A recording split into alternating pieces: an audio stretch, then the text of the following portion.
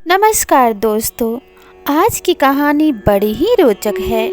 स्त्रियों को अक्सर शालीनता और प्रेम की मूरत माना जाता है, लेकिन स्त्री के कई रूप होते हैं। माता के रूप में स्त्री सभी को प्रेम करती है और अपने बच्चों के लिए जान तक न्यौछावर करने को तैयार रहती है। बहन के रूप में स्त्री पूरे घर का ख्याल रखती है और अपने भाइयों की रक्षा के लिए हमेशा कामना करती रहती है। बेटी के रूप में स्त्री अपने पिता का मान सम्मान और गौरव बढ़ाने वाली होती है। उसी प्रकार से जब एक बहू और एक पत्नी बनके वो अपने ससुराल में जाती है तो दो कुलों का लाज रखती है और उनके मान सम्मान को बढ़ाती है। वहीं स्त्रियों का दूसरा रूप भी सामने आता है, जो अपने माता पिता के कुल को कलंकित करने वाली होती है और अपने पति के मान सम्मान को भी धूमिल करती हैं। तो चलिए आज की इस रहस्यमय स्त्री की कहानी में आगे बढ़ते हैं। तो इस कहानी को शुरू करने से पहले आप सभी दर्शकों से अनुरोध है कि अगर आप मेरे चैनल पर नए हैं तो चैनल को सब्सक्राइब कर लीजिए और साथ ही बेल आइकन को भी प्रेस कर लीजिए, ताकि ऐसी ही ज्ञानवर्धक कहानियाँ आपको समय समय पे मिलती रहे। तो चलिए इसे शुरू करते हैं। किसी नगर में एक राजा राज्य करते थे। उनका नाम निरंजन था। राजा निरंजन एक युवा राजा थे।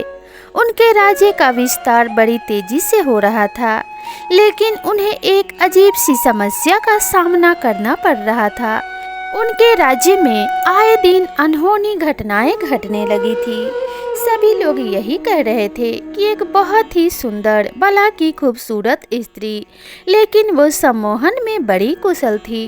उसने न सिर्फ राज्य बल्कि कई राज्यों में अपने सम्मोहन विद्या का जादू चला रखा था। सम्मोहित करके वे कुछ लोगों से काम करवाती, कुछ को लूट लेती और कुछ का खून कर देती। यह रोज रोज की आम बात हो गई थी। उस स्त्री का अभी तक कोई पता नहीं लगा पाया था। राजा हर किसी से पता करने की कोशिश करते, लेकिन कोई भी उस स्त्री के बारे में ठीक से नहीं बता पाता था। आए दिन राजा के सामने कोई न कोई याचना लेकर राजमहल आता था।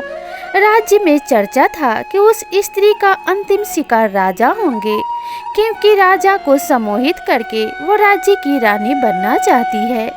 राजा को जब यह खबर पता चली तो राजा ने अपने आसपास कड़ी सुरक्षा बढ़ा दी। एक दिन एक भाई और एक बहन राजमहल में आए। दोनों की हालत बहुत खराब थी। भाई अपने बहन के साथ आया था और उसके माथे पे हाथ रखकर लेकर आया था, क्योंकि उसके माथे से खून बह रहा था और बहन घायल थी और वे जन्म से ही बोल नहीं पाती थी। राजमहल में उसे जाने नहीं दिया गया। सैनिकों ने उसे द्वार पर ही रोक लिया।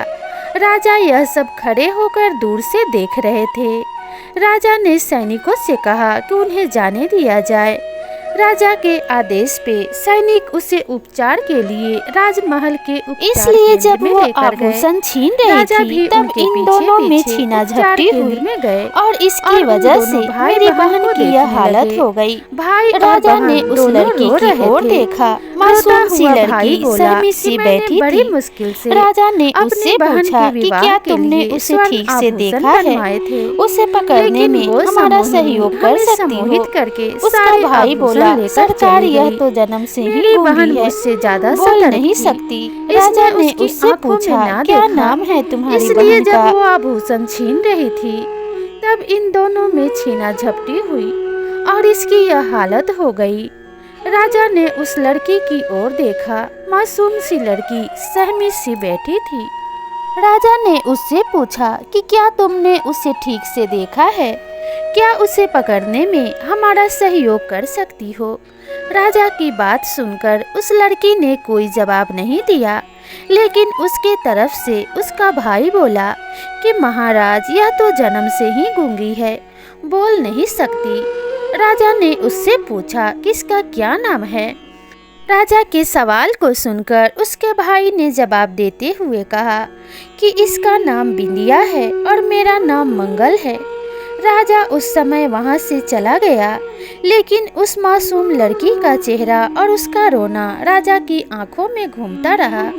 शाम हो गया। राजा को फिर उपचार केंद्र जाने का सूझा। वह लड़की और उसके भाई का हाल जानने की तैयारी में लग गए और राजा ने उन्हें देखने के लिए उपचार केंद्र जाना उचित समझा। उनका हाल चाल पता लगाने की इच्छा से राजा फिर से उपचार केंद्र गए और उस लड़की की तरफ देखने लगे। राजा उस लड़के की बातों को ना सुनकर लड़की की आंखों में देखे जा रहे थे। बिल्कुल निर्दोष उसकी आंखें राजा के हृदय को चीर रही थी। राजा ने उससे कहा कि आप दोनों राजमहल के मेहमान बनकर यहीं रहेंगे। राजा की आंखें उस लड़की से हट ही नहीं पा रही थी। रात्रि में राजा को नींद नहीं आई। रात्रि में ही राजा ने विचार कर लिया कि उन्हें क्या करना है। सुबह राजा जल्दी जल्दी उठ गए और उठने के बाद वे बिंदिया को देखना चाहते थे, इसलिए शीघ्र ही उसके कक्ष में चले गए। राजा को अचानक से सामने पाकर बिंदिया ने खुद को संभाला। राजा ने बिंदिया के पास आकर कहा कि क्या तुम मेरी रानी बनोगी? क्या है तुम में जो मुझे सोने नहीं दे रहा? बिंदिया बड़ी बड़ी आंखों से राजा की तरफ देखने लगी। राजा को जैसे तो सारी दुनिया ही मिल गई थी। राजा ने बिंदिया को जोर से पकड़ लिया और अपने सीने से लगा लिया। उसी समय बिंदिया का भाई कक्ष में आया और उसने राजा को अपनी बहन के साथ ऐसी हालत में देख लिया। महाराज, आप यह क्या कर रहे हैं? बिंदिया के भाई ने राजा से कहा। राजा बोला, अब यह हमारी रानी बनेगी। बिंदिया ने शर्म से आंखें झुका ली। राजा ने अपने मंत्रीगण को कहा कि कल ही उनका विवाह होगा, प्रबंध किया जाए। राजा के महामंत्री को खबर खुशी के साथ साथ थोड़ी संकोची भी लगी। तभी अचानक द्वार पर एक लड़की आई जो बहुत रो रही थी। महामंत्री को इस बात का संदेशा मिला कि द्वार पर एक लड़की खड़ी है जो बहुत रो रही है। तब महामंत्री द्वार पर गए। तब उन्हें पता चला कि वह लड़की बोल नहीं सकती। वो इशारों में कुछ समझाना चाह रही थी। थोड़ी देर बाद समझ आया कि उसका भाई सम्मोहिनी के वश में है, ऐसा वह कहना चाह रही है। महामंत्री को अब शक होने लगा था। वह सम्मोहिनी कोई और नहीं, महाराज जिससे विवाह करना चाहते हैं वही है और इस समय राजमहल में ही उपस्थित है। राजा एक पल के लिए भी उस सम्मोहिनी का हाथ नहीं छोड़ रहे थे। सम्मोहिनी भी राजा को इस हालत में देख बहुत खुश हो रही थी और सोच रही थी कि यह राजा तो अब मेरे लिए मरने को भी तैयार हो जाएगा। बस मुझे इसी तरह इसको सम्मोहित करके रखना होगा। महामंत्री को लग गया कि राजा को अब इस स्त्री के चंगुल से छुड़ाना होगा। वे राजा के पास गए और कहा कि राजा, कल आपका विवाह है और विवाह के पूर्व कुछ रस्में और शगुन होते हैं, इसलिए विवाह के पूर्व आप ऐसे रानी के साथ एकांत में नहीं रह सकते। उस स्त्री ने महामंत्री की ओर देखा, लेकिन वो आंखें नीचे करके ही रहे। उन्हें पता था कि अगर वह उनकी आंखों में देखेंगे तो वह सम्मोहिनी उन्हें भी सम्मोहित करके अपने वश में कर लेगी। मंत्री ने बार बार आग्रह किया, लेकिन राजा नहीं माना। फिर महामंत्री ने कहा कि यह सब मैंने आपके विवाह में सफलता के लिए ही कहा है और फिर एक रात्रि के बाद उसके बाद पूरा जीवन ही पड़ा है महारानी के साथ रहने के लिए। राजा को मंत्री की बात उचित लगी और राजा मान गया और जाने को तैयार हो गया। सम्मोहिनी की व्यवस्था थी कि वो कुछ बोल नहीं सकती थी, इसलिए कुछ बोल नहीं पाई और राजा वहां से चला गया। महामंत्री राजा को उनके कक्ष में ले गए और उन्हें पता था कि राजा को सच बताने से कोई फायदा नहीं है, क्योंकि राजा उनकी बात नहीं मानेगा। उन्हें किसी तरह से सम्मोहिनी के मुंह से कुछ बुलवाना पड़ेगा। इसलिए उन्होंने कहा कि राजा, अब से मंडप तक रानी को आप नहीं देख सकते, नहीं तो बड़ा अनर्थ हो जाएगा। इसलिए मैंने निर्णय लिया है कि हमें रानी की आंखों में काला कपड़ा बांधना होगा। राजा की हालत एक पागल से कम नहीं रह गई थी। उसने कहा, आपको जो सही लगता है करें, लेकिन कल मेरा विवाह करवाएं, अधिक विलंब नहीं करें। महामंत्री ने कुछ महिलाओं को एकत्रित किया और उस सम्मोहिनी के कक्ष में भेजा, जिन्होंने उसकी आंखों में काले कपड़े बांधकर, साथ ही 2 स्त्रियां वहीं रहीं ताकि वो खोल नहीं सके। सम्मोहिनी विवश थी क्योंकि वे बोल नहीं सकती थी, वरना उसका भेद खुल जाता, इसलिए वो चुप रही। अगले दिन मंडप सजाया गया। राजा बड़े ही आतुर थे और आतुरता से वहां उसकी राह देख रहे थे। दुल्हन को लाया गया पर आंखों पर काला कपड़ा था। फिर मंडप पहुंचने पर कपड़ा हटाया गया।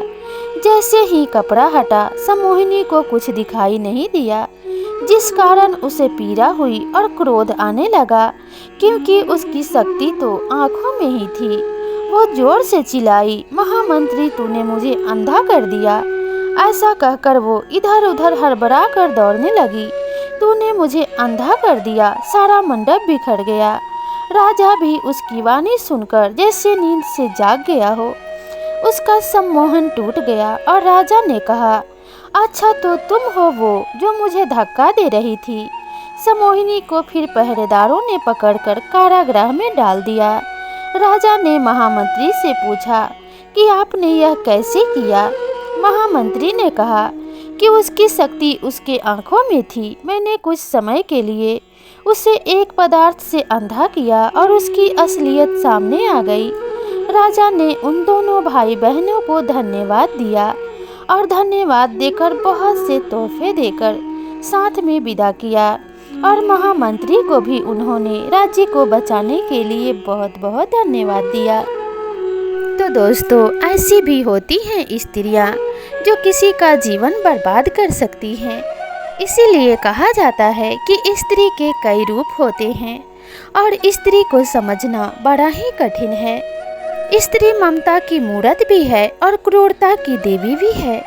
अगर स्त्री ममतामयी हो तो प्रेम से इस संसार को भर दे, और क्रूरता पे आ जाए तो काली चंडी का रूप धारण करके पूरे विश्व का संहार कर दे।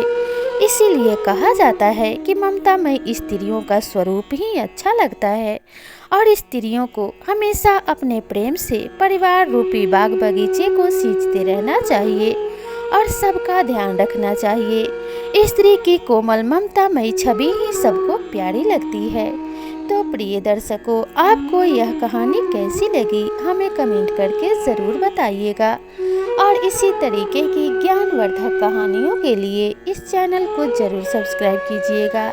तो मिलते हैं अगली कहानी के साथ, तब तक के लिए आप सभी का धन्यवाद।